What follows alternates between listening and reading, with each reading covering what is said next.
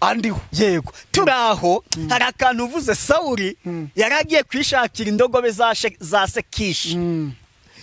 Mu gushaka indogobe ageze akaba amenya Samweli, ahubwo aranamubwira ngo indogobe zabonetse kandi umva uzaba umwami wa Isirayeli.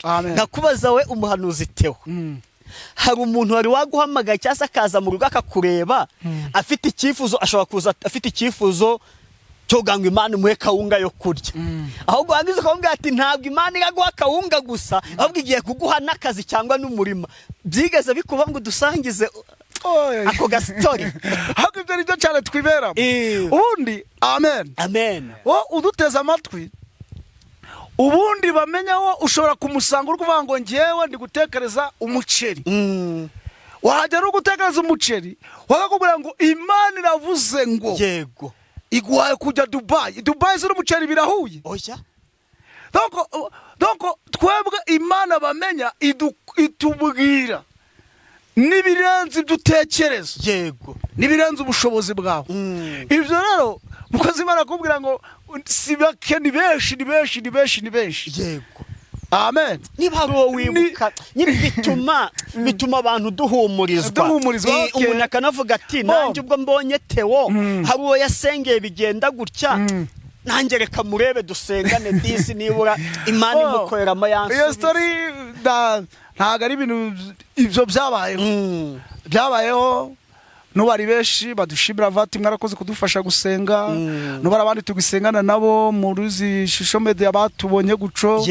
Turabasengera vati hari Imana iri gukora barari benshi. Yego ibyo yona rwose ari nge mwabikoreye Kristo. Yafashijwe umurongo reka ngusubiremo.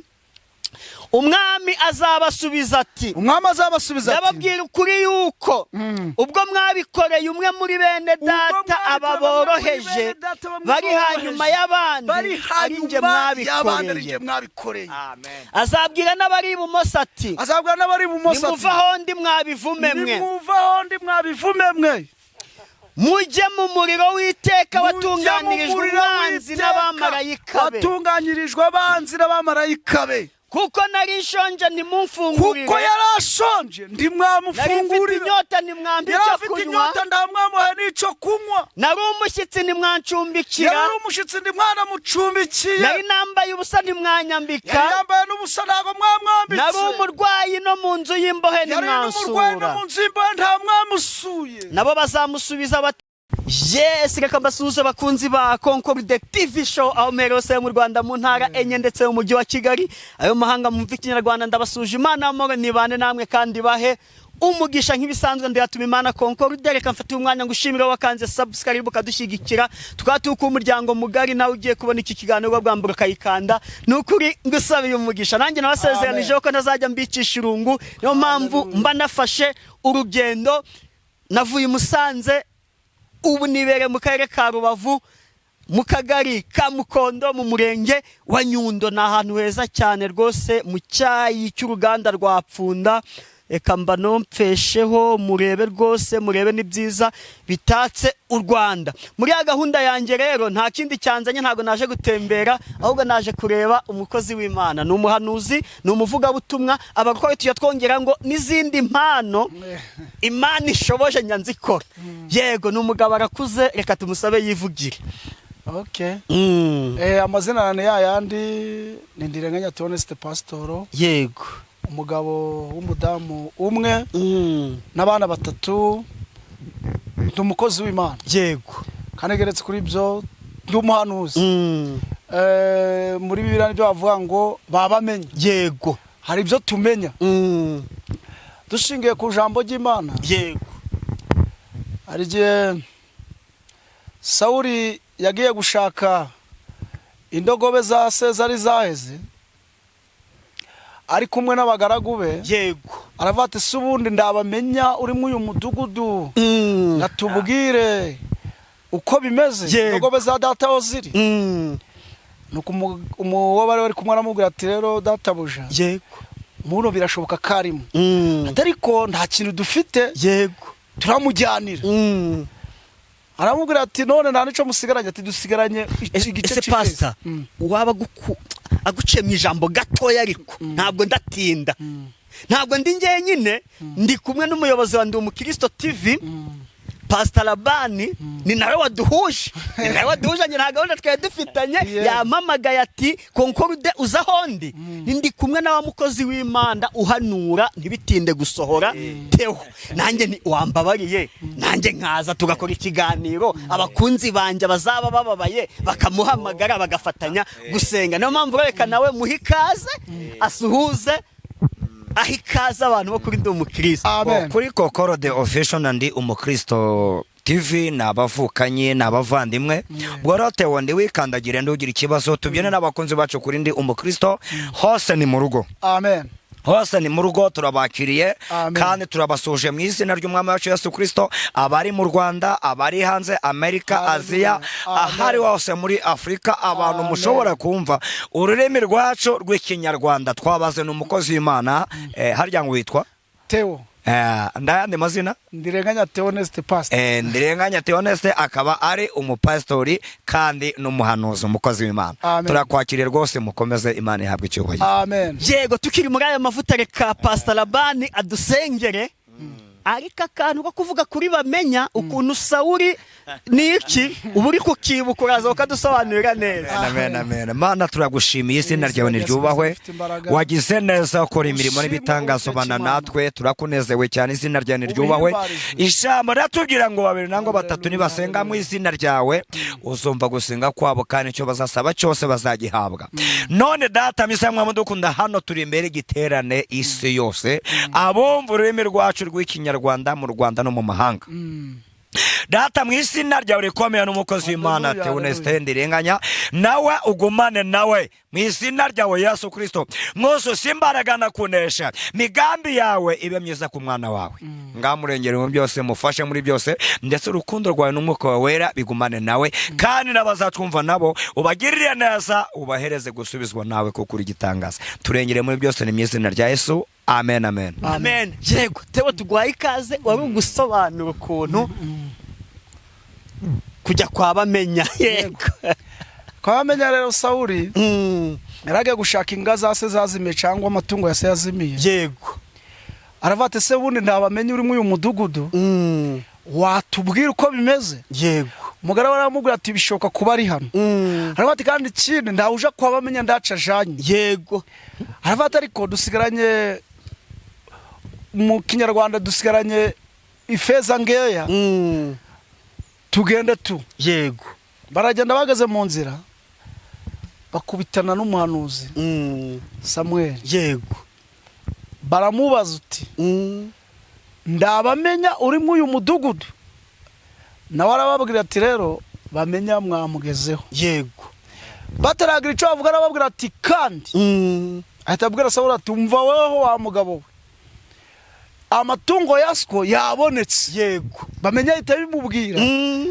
ndaca aravuga avuga ati kandi ikindi cya kabiri weho ubaye umwami gendere haleluya amen rero mu mavuta y'abamenya bamenya ashobora kumenya ibizakubayeho utabimubwiye yego ashobora kukubwira ibizakubaho utabimubwiye yego ako niko kamaro kabamenya kandi ikindi cyabamenya kandi kamaro cye nuko hari iby'Imana nyine imwereka ku buzima bwawe akabikubwira ari ngaho Imana yakaje ikabikwibwirira ari kimara kabatereka mbinyuze kuri uyu bamenya abikubwira yego ni ngaho Imana yakaje ikakubwira ati bundi uzaca muri ibi nibi ariko ko turi ibikoresho by'Imana ikadukoresha yego numva muri ubwo buzima bwawe bamenya ngubwo nanjye mbuhagazemo aya mavuta nzi ko andiho yego turaho hari akantu uvuze Sawuli yaragiye kwishakira indogobe za Sekishi mu gushaka indogobe ageze kwa bamenya Samuel ahubwo aranamubwira ngo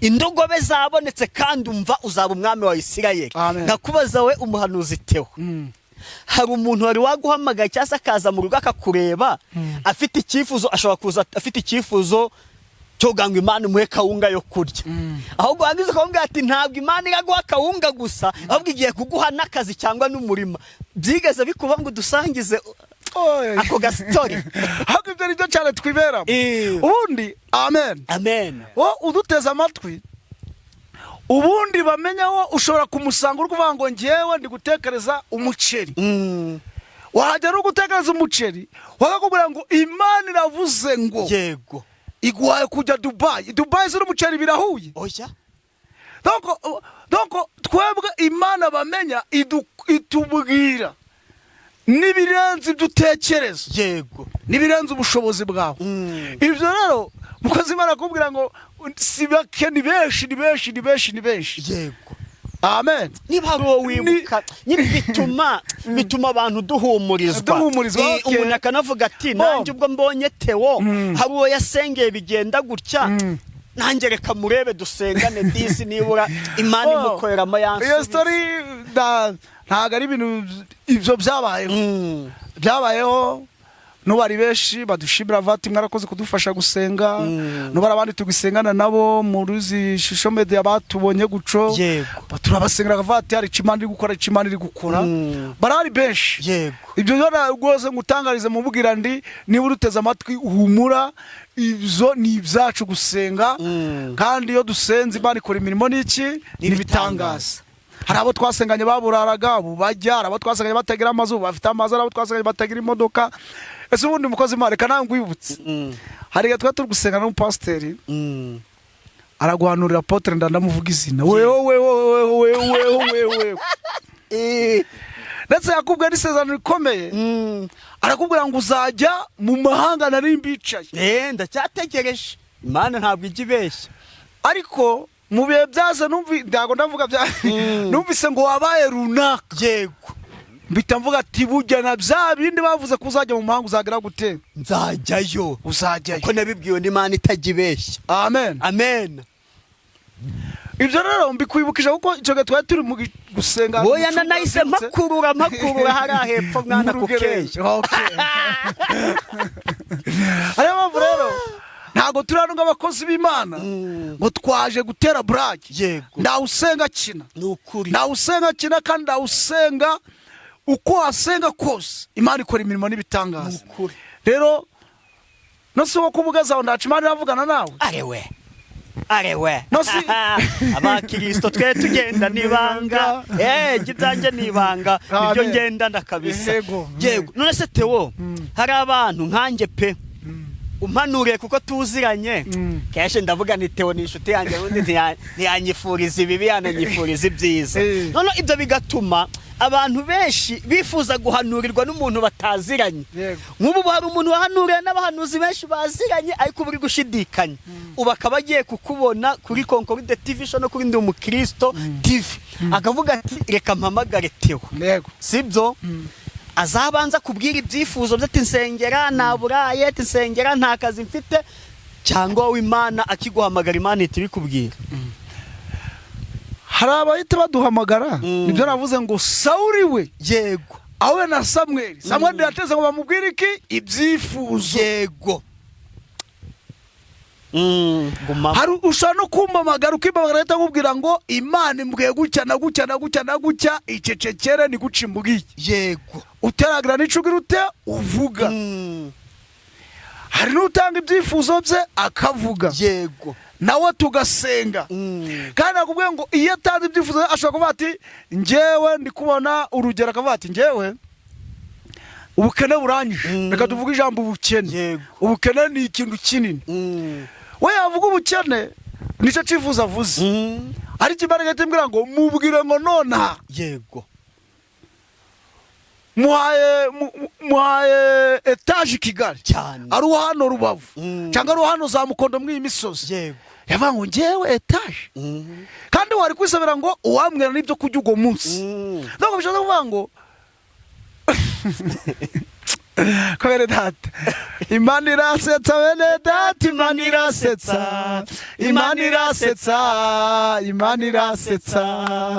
amen Imana twebwe ababamenya idukoresha cyane itubwira tuvuge ibyo ubona kudafitiye n'ubushobozi ibyo ubona bikurenze bya bindi ubona imbaraga zawe zitagishoboye ibyo Imana irabyemera bavuga ngo tuvuge bibaye guca yego amen ngubura ngo utangarize ikintu kimwe haleluya amen ejo bundi baravuze ngo Irani birakomeye jambwira abakristo twa tukubona babwira ndi none reka ngavuga akantu kuko ndabizi Isirayeli kabona yego ndababwira ati bikomere bidakomera reka mbatangarize hakiri kare ndago turicwa n'inzara kandi nibi biciro muri kuvuga ngo birazamutse bya esase ndago ari byo nongera mbatangarize no turi kwishisho media ndago ari byo kuko none reka mbabwira no anuze n'umubiri datwara kuja no mu mwuka uwo muntu wafunze esase izamumarira iki ntacyo noze ugatarayira kura ngo tuyikoreshe donc nongera batangarize ngo esase nayo irasubiraho yariri none turekeraho abari mu shisho media bazabitubwira byabane bazavuga ati wamuruko kagira gute ibyo bikubwiye dose n'ubu sinda marse ikomeje nazaye nase ikomeje ubundi ari n'iby'Imana tubwira tugatangaza uko abandi batari batangaza yego none ko tutavuze n'itariki tubivugiye ariko bihangana bagira ute bihangana je nambatangiriza ko kantu uko Imana yakambwiye turi gusenga je bundi kwa gatandatu ndimo hantu turimo dusenga mbwira abantu barango ndababwira ngo muhumure ibi muri kubona bigiye gushira isubiraho yariri bigomba gusubiraho kuko n'uri kuyifunga ndaca zayimaza tubyihore guca ubundi amen byemerwa uko bisoye yego naho narindi kuganisha ubyakira ute iyo wahanuye ibintu bigasohora n'ubyo gahanurira umuntu ukampanurira akazi nyuma nkaza nkaguhamagara ni kakazi narakabonye nti ngwino tumwe n'agafanta ndikumva nangasha cyo gihe wumva ubyibushe ubundi iyo tubiri umugisha uganura umuntu bikasora Imana ikabikora niyo atagira cyangwa akavuga ngo byarasoye wumva ubyibushe wumva unezerewe wumva usubiye mu do benevo stade of pine dread shadow style zo guhanura kongera ukavuga indimi bundi bushasha uko la bosti kala mone trade vosta haleluya ariko do fine stade of pine dread donc icyo gihe wumva uruvuga ati Imana irimo irakora ukayereza Imana icubaye Imana ishimwe tewe katujye mu mwanya mwiza w'ijambo ry'Imana amen karibu murakoze cyane reka dusome ijambo ry'Imana usanga mu butumwa bwiza bwanditswe na Matayo ni 25 umurongo bwanditswe na Matayo 25 dosoma 31 tugeze kuri 40 twumve icimana kuvugana natwe yego ubutumwa bwiza bwa Yesu Kristo uko bwanditswe na Matayo guhera ku murongo wa 25 dore ku murongo wa 31 twumve icyo watubwira yego gucirwaho iteka ni ku mutwe w'amagambo uvuga yego umwana w'umuntu ubwo azazana n'abamarayika bose afite ubwiza bwe yego nibwo azicara ku ntebe y'ubwiza haleluya amahanga yose azateranirizwa imbere ye abarobanure nk'uko umwungeri arobanura intama mu ihene abarobanure nk'uko umwungeri arobanura intama mu ihene intama azazishyira iburyo bwe naho ihene azishyira ibumoso umwami azabwira abari iburyo bwe ati nimuze mwebwe abo data yahaye umugisha haleluya mwebwe mwahawe umugisha muragwe ubwami bw'abatunganirijwe muragwe ubwami bw'abatunganirijwe uhereye ku kuremwa kw'isi ndafashijwe yego ubwami bw'abatunganirijwe isi ikiremwa yego kuko nari nshonje mukamfungurira muramfungurira nari mfite inyota mu mpica kunywa nari umushyitsi murancumbikira nari nambaye ubusa muranyambika nari ndwaye muransura nari mu nzu y'imbohe murantura abakiranutsi bazamubaza bati mwami twakubonye ryarushonje turakugaburira cyangwa ufite inyota tuguha icyo kunywa twakubonye ryari turakwambika kandi twakubonye ryari urwaye cyangwa uri mu nzu y'imbohe tuza kugusura. umwami azabasubiza ati ndababwira ukuri yuko ubwo mwabikoreye umwe muri bene data, haleluya haleluya, aba boroheje bari hanyuma y'abandi ari njye mwabikoreye Kristo. yafashijwe umurongo, reka ngusubiremo. umwami azabasubiza ati ndababwira ukuri yuko ubwo mwabikoreye umwe muri bene data aba boroheje bari hanyuma y'abandi ari njye mwabikoreye. azabwira n'abari ibumoso ati nimuvaho ndi mwabivume mwe, mujye mu muriro w'iteka watunganirijwe abanzi n'abamarayika be. kuko nari nshonje ntimumfungurire, kuko yari ashonje ntimwamufungurire, yari afite inyota ntimwampa icyo kunywa, ndamwamuha n'icyo kunywa, nari umushyitsi ntimwancumbikira, nari nambaye ubusa ntimwanyambika, nari umurwayi no mu nzu y'imbohe ntimwansura. nabo bazamusubiza bati mwami twakubonye ryari ushonje cyangwa ufite inyota cyangwa uri umushyitsi cyangwa wambaye ubusa cyangwa urwaye cyangwa uri mu nzu y'imbohe ntitwabigukorera. azabasubiza ati ndababwira ukuri yuko ubwo mutabikoreye umwe muri bene data boroheje bari hanyuma y'abandi nawe ntabyo mwamukoreye. abo bazajya mu ihaniro ry'iteka, naho abakiranutsi bazajya mu bugingo buhoraho. mvugira ngo amen amen amen amen. rero bene data, dusange Kristo kandi turi kujya mu bwami bwo mu ijuru. reka ngerekere ijambo rivuga ngo gira imirimo myiza izaguherekeza, kandi imirimo yawe myiza izagutambutsa imbere y'umwami. dusomye ijambo ubutumwa bwiza bwanditswe na Kristo, aratubwira ngo ubwo umwana w'umuntu azagaruka aje mu cyubahiro cye,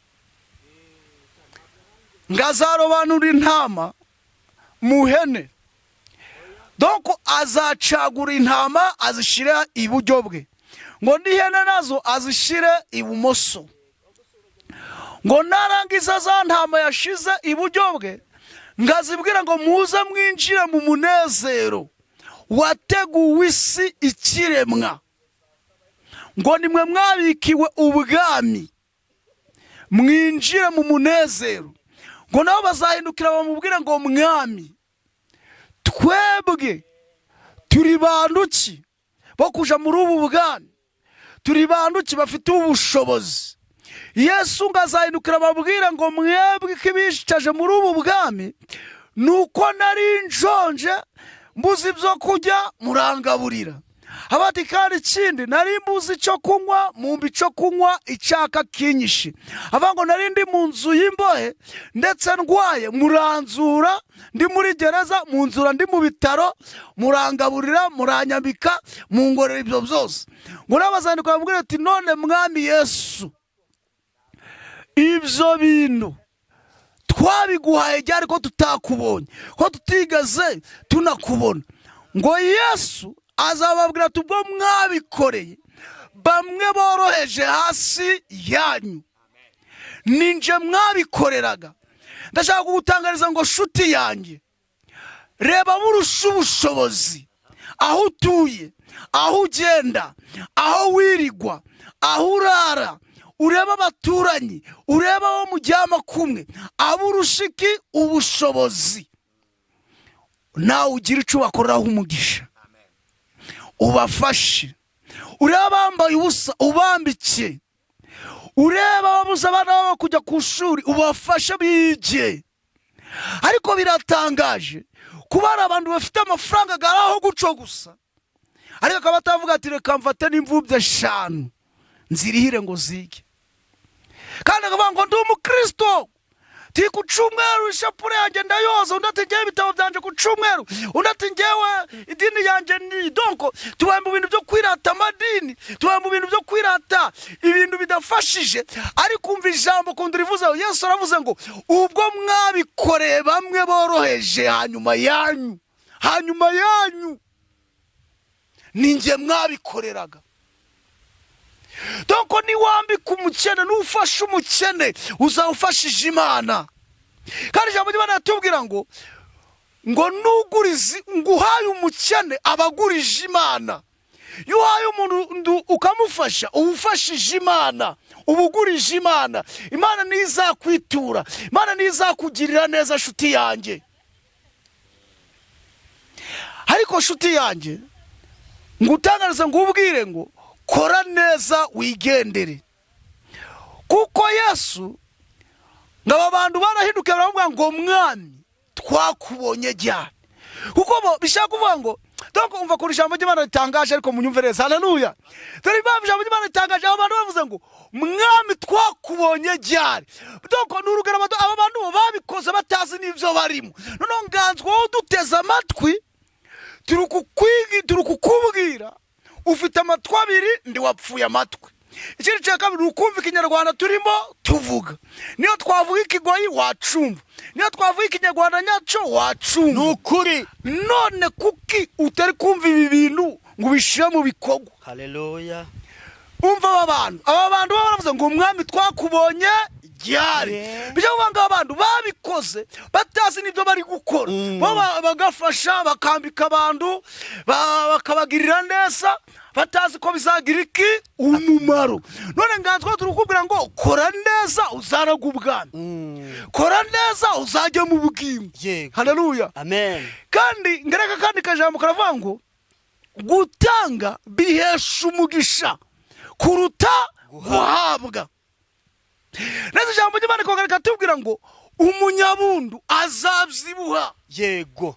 Kandi umunyabundu azagira amahoro masa. Nukuri shuti zanjye muduteze amatwi, urumva kugira neza atari byiza cyane? Amen. Amen. Urukumva gufasha atari byiza? Amen. Amen. Ikindi hari abantu baje gufasha bakarobanura ku butoni. Ibyo birandi byemera. Ubundi fasha wa muntu uteganya katazagira icyo kugarurira, tazagira icyo kugarurira, uwo nguwo aba ari ufasha. Amen.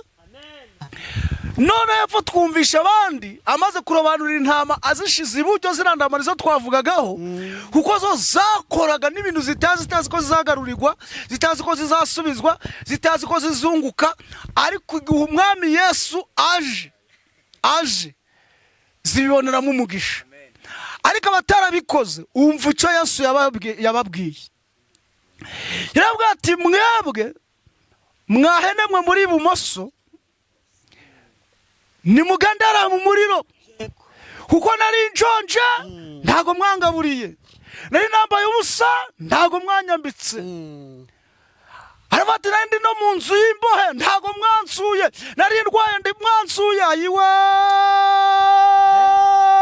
mbega ishano mbega kaga, weho wirunda iby'isi ukumva kuzabijya ukabiheza. Umubwiriza aravuga ati ibyo turuhira hano muri iyi si ni ubusa gusa, wongeyeho ubundi busa. Ababo azababwira ati mwebwe ubwo nari nshonje ndaco mwamariye. Ndetse baramubwira ngo none mwami Yesu kudushijije ko tutakugaburiye, kudushijije ko tutakwambitse, ubundi twari kukukura he, twari kukubona he, ubundi wari uri he? Ubundi inshuti zanjye Yesu arababwira ngo ubwo ibyo nababwiye mutabikoreye babandi boroheje bari hanyuma yanyu cyangwa bari hasi yanyu, ninje mwabyimaga. Kuko Yesu Bibiliya yatubwira ngo, ijambo ry'Imana yatubwira ngo azagaruka ahagarare mu bicu cyangwa agaruke ahagarare kuri wa musozi ngo yazamukiyeho ngo amaso yose azamureba. Nicyo gihe tuzabona Yesu. naho tukiri mw'uyu mubiri guca Yesu ataragaragaje cyo twigaragariza ndawo wabona.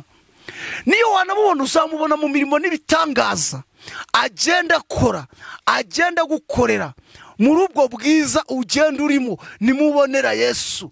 Ariko ndagutangariza nshuti yanjye, nawe uhereye umunsi wa none birashobora kutagiraga imirimo myiza, birashobora kutagiraga n'impuhwe, birashobora kutagiraga n'imbabazi, birashobora kutagiraga n'amafaranga ukumva ko ufite ubugugu utayatangaho. Ariko ndagutangariza dopene voshai do stade do pine gra ngugira inama, tanga. Koko gutanga niko kwakira, kandi umunyabuntu azabyibuha, azagugwa neza, azagira amahoro masa.